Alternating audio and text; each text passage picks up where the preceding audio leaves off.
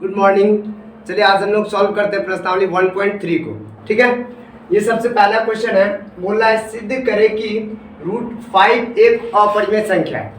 हमने आपको इससे पहले वाले वीडियो में प्रमेय 1.4 बताया था। ठीक है, ये क्वेश्चन सेम वही है, लेकिन वहां पर सिर्फ √2 था और यहाँ पर √5 है और कोई भी चेंज नहीं है। तो जैसे हम उस थ्योरम को सिद्ध किए थे उसी तरह से हम इस क्वेश्चन को भी सॉल्व करेंगे। तो सबसे पहले क्या है, सिद्ध करें कि √5 एक अपरिमेय संख्या है। तो हम इसका उल्टा मान लेंगे। क्या मान लेंगे कि माना कि √5 एक परिमेय संख्या है।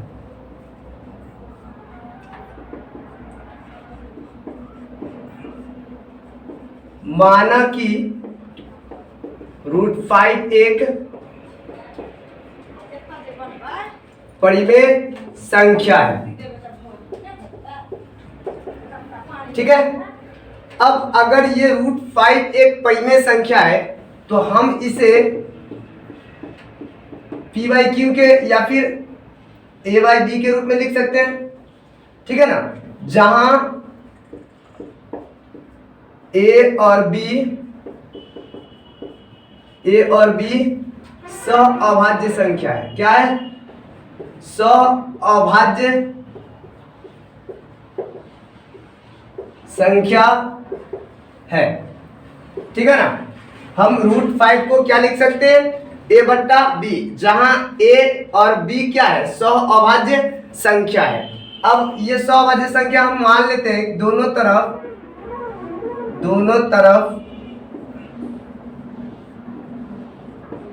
वर्ग करने पर, दोनों तरफ वर्ग करेंगे तो इधर क्या हो जाएगा?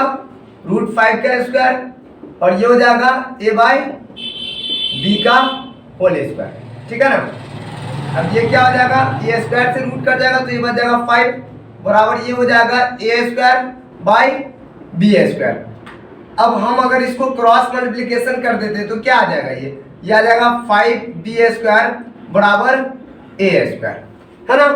यही आएगा 5b² बराबर a²।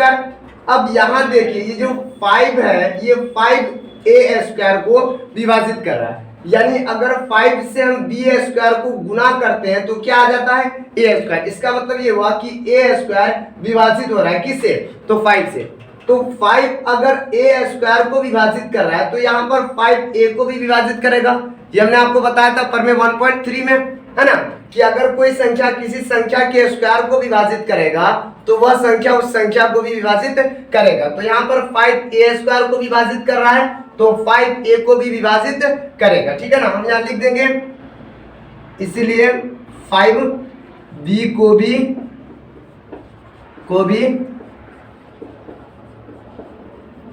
विभाजित करेगा। ठीक है ना, अब 5 अगर b को विभाजित करेगा तो 5 को हम किसी न किसी संख्या से या किसी न किसी चर या अचर से गुना करेंगे तभी तो b आएगा, है ना। तो हम मान लिए कि 5 को हम c से गुना करके क्या ले आए? सॉरी, 5a को विभाजित करेगा। ठीक है ना, 5 अगर एक a² को विभाजित कर रहा है तो 5a को विभाजित करेगा ना। तो यहाँ पर 5 से हम किसी संख्या को गुना करेंगे तो क्या आना चाहिए? a आना चाहिए, तो बराबर a, है ना। 5 को किसी संख्या से गुना करेंगे तभी वो a को विभाजित करेगा। तो हम मान लिए कि 5 को हम c से गुना किए तो a आया, तो 5 को c से गुना करने पर a आया। तो अब हम a की जगह क्या ले सकते हैं? 5c ले सकते हैं ना। a का मान क्या ले सकते हैं? 5c। तो हम यहाँ लिखेंगे, यहाँ पर 5b² बराबर a की जगह क्या ले लेंगे? 5c। अब ये हो जाएगा 5c का स्क्वायर। ठीक है, ये आ गया 5b² बराबर 5c का स्क्वायर। अब यहाँ देखिए ये 5b² हो गया बराबर, अब ये 5c² हो जाएगा क्या? 25c² होगा। तो ये 5 से ये 25 कट जाएगा तो क्या आएगा? इधर b² बराबर 5c²। ये आएगा ना, 5 से जब ये 25 कट जाएगा तो क्या आएगा? यहाँ पर b² बराबर 5c। अब यहाँ पर देखिए ये जो 5 है b² को भी विभाजित कर रहा है, यहाँ पर 5a² को विभाजित कर रहा है और यहाँ 5b² को विभाजित कर रहा है। तो जब भी 5 अगर b² को विभाजित कर रहा है तो 5 यहाँ पर b को विभाजित करेगा। तो हम यहाँ पर लिखेंगे इसीलिए 5b को भी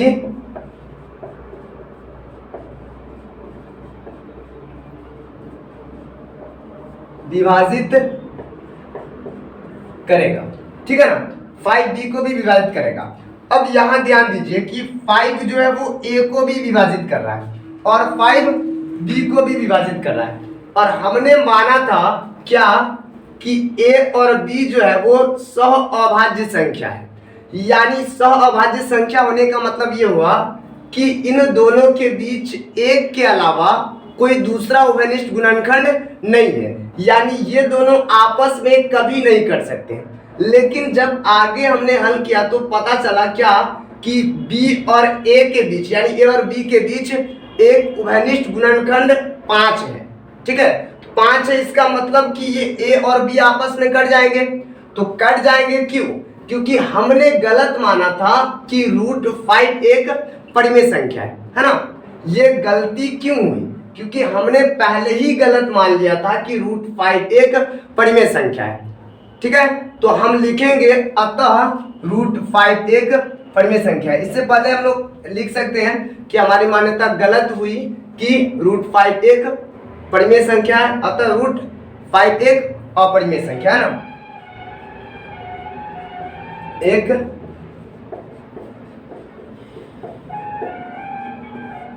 अपरिमेय संख्या है, ठीक है। प्रूफ। जब तक आप इसका स्क्रीनशॉट लीजिए उसके बाद अगला क्वेश्चन सॉल्व करेंगे।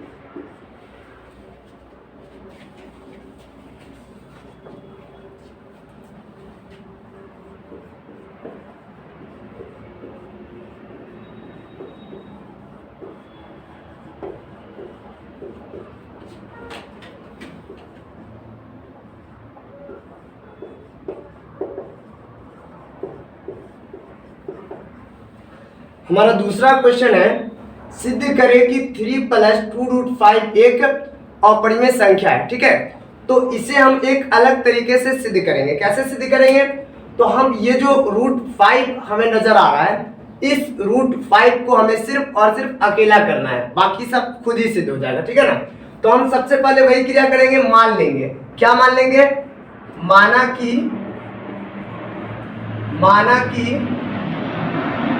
3 + 2√5 एक परिमेय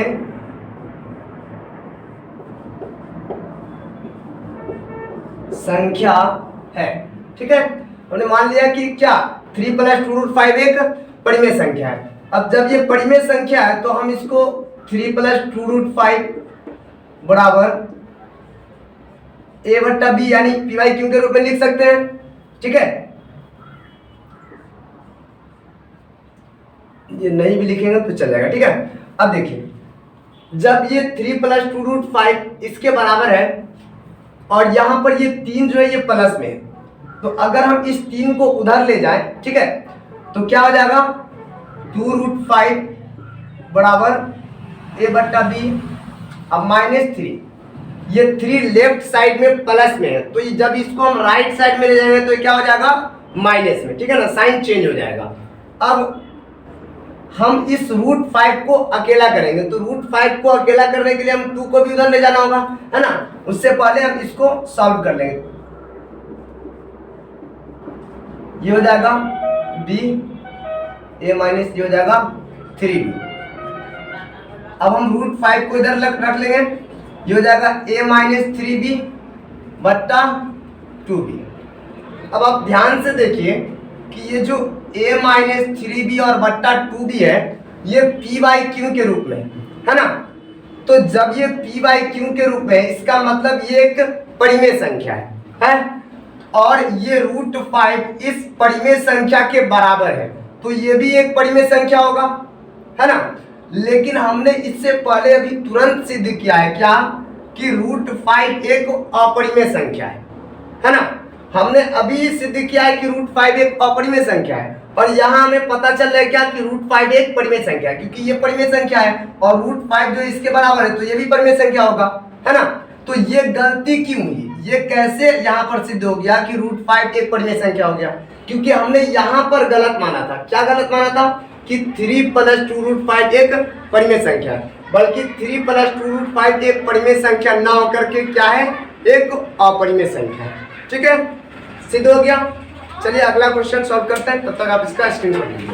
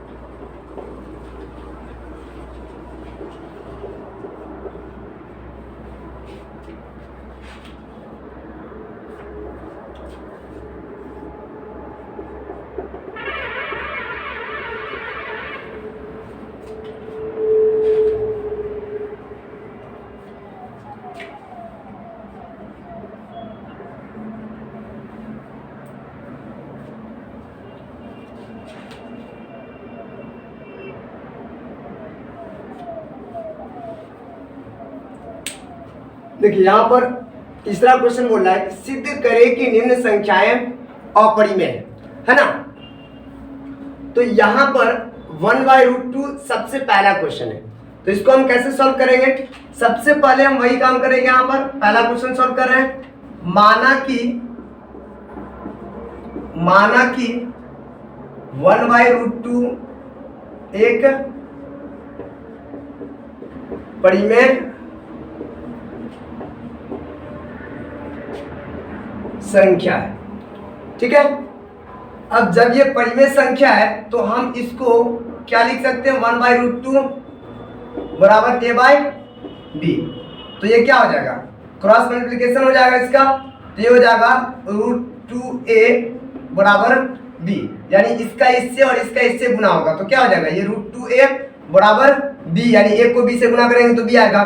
अब अगर हम √2 को इधर रख लें और a को उधर ले जाए तो यहाँ पर क्या आ जाएगा, b/a, ठीक है ना। हम यहाँ पर देख रहे हैं कि ये जो है संख्या यानी b/a ये क्या है, परिमेय है, यानी परिमेय संख्या के रूप में है।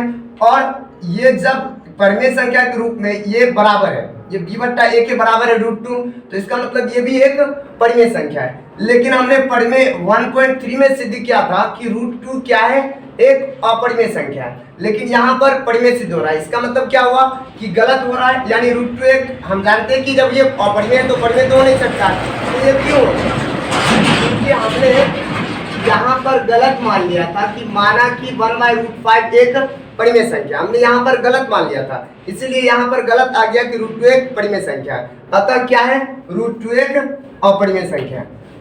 अतः 1/√2 क्या है, एक अपरिमेय संख्या है। ठीक है, अब देखिए दूसरा क्वेश्चन देखते हैं। दूसरा क्वेश्चन है 7√5। इसमें भी हम वही काम करेंगे, मान लेंगे। सबसे पहले मान लेंगे, क्या मान लेंगे, माना कि 7√5 एक परिमेय संख्या है, परिमेय संख्या है। ठीक है, तो क्या हो जाएगा, 7√5 बराबर a/b। ठीक है, अब ये 7 को हम उस साइड ले जाएंगे तो क्या हो जाएगा, √5 बराबर a/7b, ये होगा। तो यहाँ पर ये परिमेय है, लेकिन √5 हमको पता है कि अपरिमेय है, तो जब ये परिमेय है और ये इसके बराबर है तो ये भी परिमेय होगा, है ना। और हमें पहले से ही पता है कि √5 क्या है, अपरिमेय है।